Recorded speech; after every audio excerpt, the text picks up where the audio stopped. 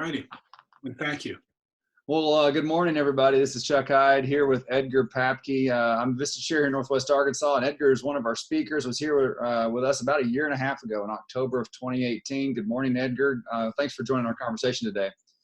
It's a pleasure. Thanks very much. Yeah, appreciate it. You know, Edgar, for context, we recently posted an interview just like this with Dan Barnett on the topic of execution. And in doing so, I said, if there's a now more than ever topic, it's execution, right? But I believe that what you talk about as essential element to execution is that of alignment, something you talked to us when you were with us back in October of 18 on innovation by design. And so for those that don't know Edgar, I want to give a brief bio so you have some context, and then we'll kind of get into it. Edgar is a globally recognized organizational and leadership psychologist. He's a best-selling author of 2 books, True Alignment and Elephant in the Boardroom, and is the co-author of the #1 Amazon best-selling business book, Innovation by Design. He's a contributor to a number of media outlets that include Fast Company, Huffington Post, Fox News, Forbes, TED, and now Edgar Vistage, Northwest Arkansas. You get to add that to your list. He's an award-winning chef as well, with a degree from the Culinary Institute of America. And to top it off, as you can see in the background with a guitar, he's a singer, songwriter. He's released 3 albums and has performed all over the world. And Edgar, after that, I feel like I need to take a bit of a deep breath. But again, thank you for taking time today. Welcome. And I want to start right off the top, as I have with everyone. How are you doing, particularly in this crisis? How is your family? How are those close to you? How's COVID-19 affected you? It's affected me in deeply profound ways, I think that for many of us, I don't think it's unusual. We're likely thinking a lot about life and who we are. And at times like this, I think we're challenged as well as reminded of what's important to us. My family, my 4 children, my grandchildren, their families, everybody's doing well. Good. And they're healthy. And at the same time, my wife and I have lost some friends to the virus. So it's a couple of relatives. So it's been hard. I'm sorry to hear that, but yeah, and that's the reality. And so, yeah, you're right. It does have us, I think a lot of us, reflecting on a lot of things about life and where we put our priority and our focus. Yeah. And I think the way that media works and the way that we are captured and the world captures us and we capture the world in our way of thinking, I think it allows us at times to be removed, and when it's right at your doorstep or when it enters your heart, it's a different matter. Yeah, without question. Well, thank you for sharing that. In the context of this conversation around alignment, Edgar, I want to share 2 things that you shared with us way back when you were with us, and I want to get your take on them. The first is that alignment is the greatest predictor of success. Mm-hmm. And the second is that every conflict is an opportunity for alignment and innovation. And so what's the best application of those 2 ideas at this time, given the environment we find ourselves in? Yeah, what I'd like to do is apply in 2 ways, and they're one and the same, especially for leaders and people that are leading organizations and in the roles that we're in. The first one is at a very personal level. I look at alignment as being the 3rd element. Over the 30 years of my work, my simple conclusion is that there is 2 elements in life that are most precious to us. Those are time and love. And as we move through life, we come to realization that our capability for love is infinite. And at the same time is contracting on us. And I believe that creates the greatest tension in our lives. And so those 2 elements lead me to the idea that there's a 3rd element, which is alignment. And alignment is all about our knowledge of ourselves and who we are and what it is that we want out of life. And that we are able to, through the consciousness of the tension, the natural tension between time and love, to make the choices that we want to and need to make to be aligned. And if we're not aligned, that's conflict. Just like in any relationship, what you're seeking, what I'm seeking, if we're not aligned, if we don't articulate the expectations for one another in a relationship, there's a misalignment. And the reason I call that an opportunity is because every moment of misalignment reminds us of the possibility of alignment, and that we owe it to ourselves and in all of our relationships to seek that alignment. And from a business perspective, alignment, I don't, by the way, Dan and I go back a long way. Yeah. He's a wonderful human being. And I would suggest to you that without alignment, you really can't have execution. And we learned that from working with a lot of organizations that pursue EOS and a lot of other systems for execution, that they need to begin and go back to what does our alignment in our business look like? And that begins with understanding the customer experience and how it is that we provide a product or service to that customer experience in a way that aligns to the customer expectation. And then how do we internalize that? Well, externally, we extend that through aligning our branding, our marketing, our messaging, the way that we behave as an organization. We align our culture so that the way that we treat each other in the organization is in alignment to the customer's experience. And then, of course, leaders responsible for not just the strategy of the organization, leaders need to be aligned, excuse me, in their behavior, excuse me, so they reinforce and that they role model the behavior as leaders of what they expect within the cultural context that they're creating in their teams and organizations, that then again is aligned to the customer experience.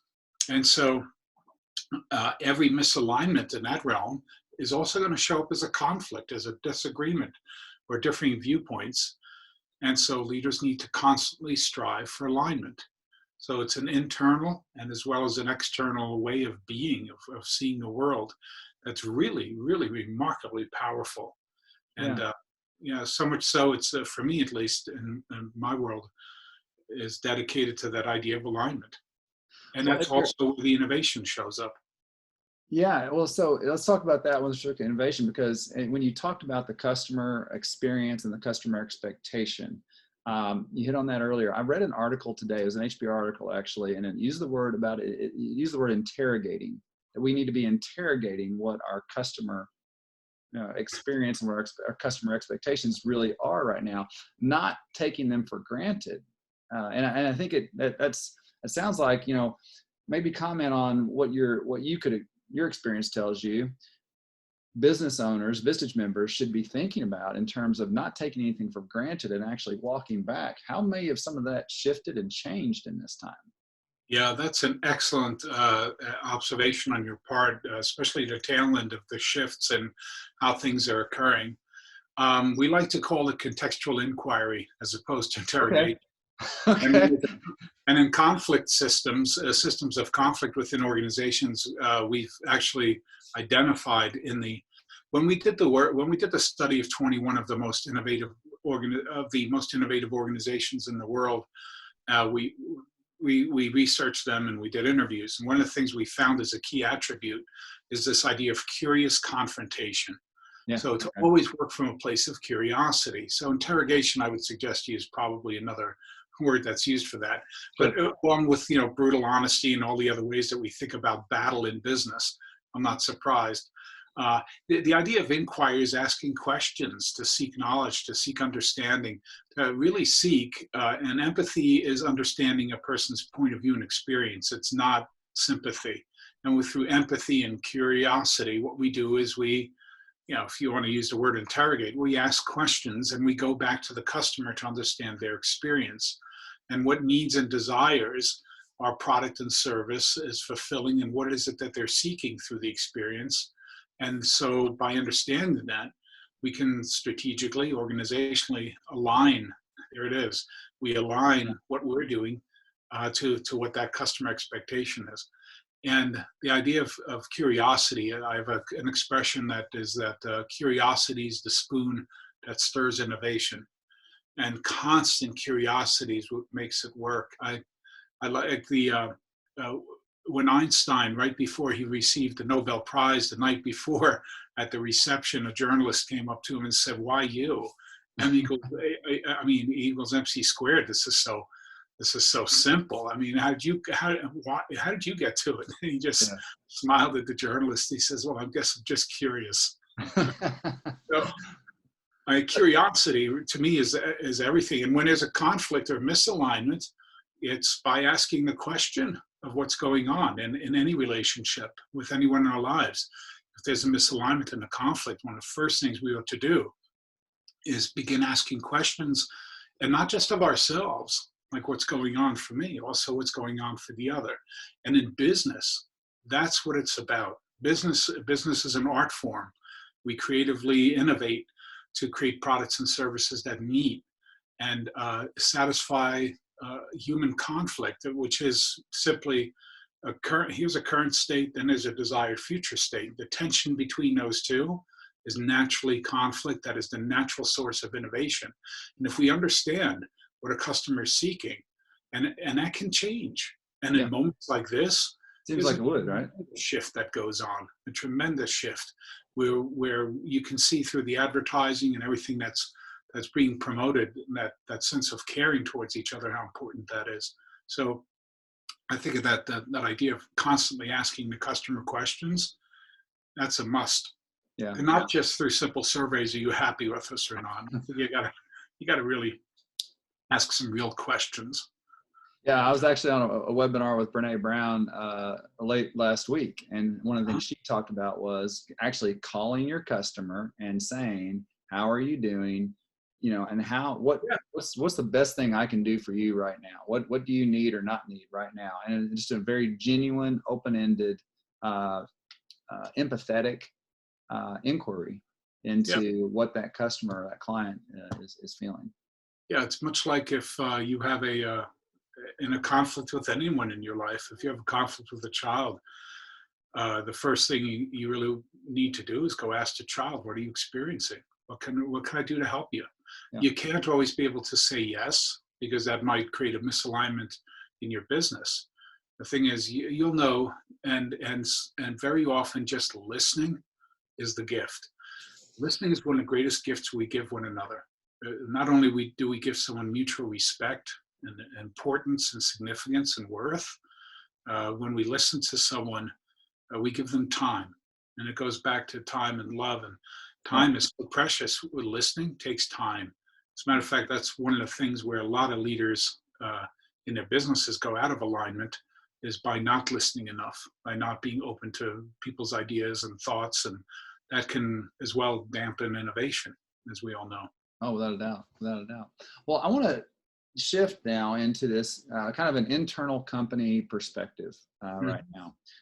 And in your workshop, you mentioned that you hear people talking about getting the right people on the bus, but that most leaders aren't adept at describing the bus, and that there's a big difference between a school bus and a Willie Nelson tour bus, which I love. How should leaders be thinking about describing their bus to their people right now? Yeah, that's excellent. And I've been getting that question quite a bit in the last month or so. Oh, yeah?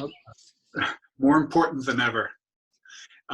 When you talk about life on the bus, you talk about the human experience again that people are having. Right. And so there's some key elements to pay attention to. And they pretty much fall into three categories in terms of how you lead an organization. One is, how do we participate? So how do people engage? How do you keep people engaged? And how do you drive participation in whatever cultural context you're in? The second one is to give them skills. A lot of people right now give them competencies. A lot of people right now are worried about, what do I need next? Mm-hmm. Coming out of this, how's life going to change? A lot of people being challenged in ways around new ideas, around new technologies, new ways of operating. They're very unsure. They're feeling unsteady. And steadiness comes through predictability. And the form of predictability that human beings thrive on is getting new knowledge, is getting new skills, getting new competencies, being told, here's what you're going to need, or being asked, what do you need, and then providing for it. So there's participation and there's building of competencies right now. And what I'm finding is, right now, the environment is ripe for people to be learning, because there is this need to put their energy over fear and concern and grieving. There's a constant grieving around us right now with what's taking place at a large social scale. And so there's a lot of energy that's available to us, emotional energy, that People are in a way sometimes seeking a different path to go down and to learn something new. And then the third one is openness. You know, we're hearing over and over the need for openness. And the openness is not just in being authentic and transparent with what I share with you. It's also the other way around, is how open am I to you to, again, to listen to you and show caring towards you, much per the Brene Brown piece. Yeah. So you've got those three elements. And what I would suggest to leaders is to focus on those three. How do we get people to participate? How do we clarify their roles right now in a way that's meaningful and that matters to them and they feel included? What do they need in terms of skill, and what do they need in terms of development?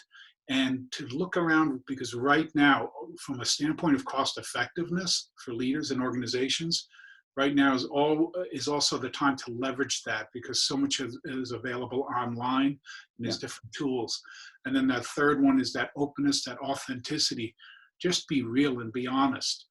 And so there's different pieces that come out of that. So to acknowledge, how are decisions made? How do roles get defined now? Because they may need role definition changes, different kinds of structures around them, forms of decision-making, problem solving, all these different aspects that we can develop right now.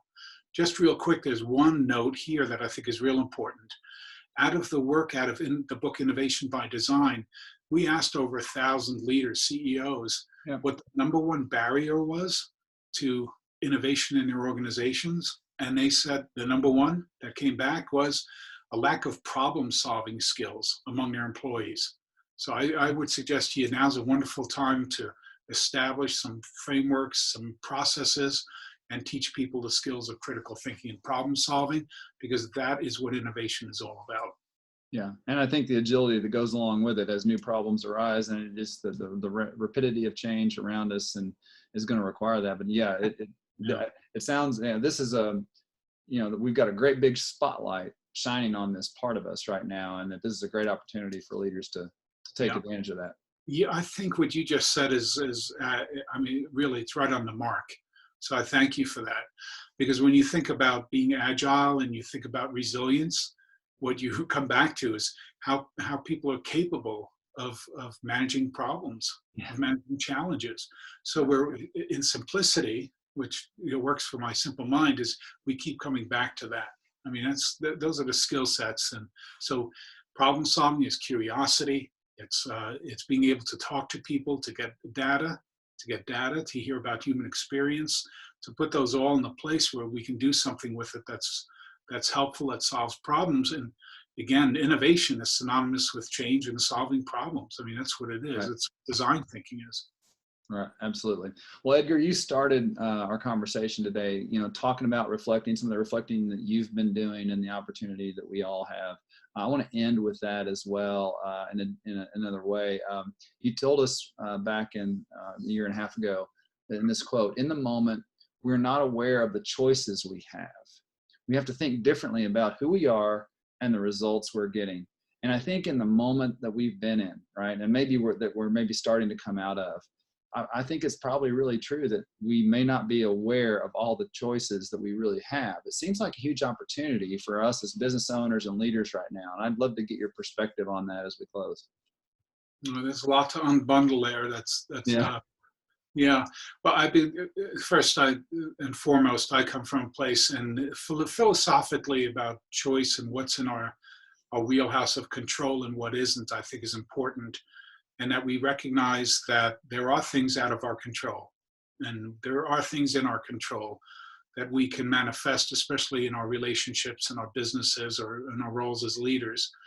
And I work from a place of the idea that the most powerful thing that we have in life is choice. Choice how we use time, how we love, how we behave towards one another. And choice is about awareness. And one of the things that gets in the way of our understanding of the choices we have is fear. So I think that self-reflection says, what am I afraid of? What are my fears? What's holding me back? And if I'm aware of that fear, then what I can do is I can manage it. I become conscious of it.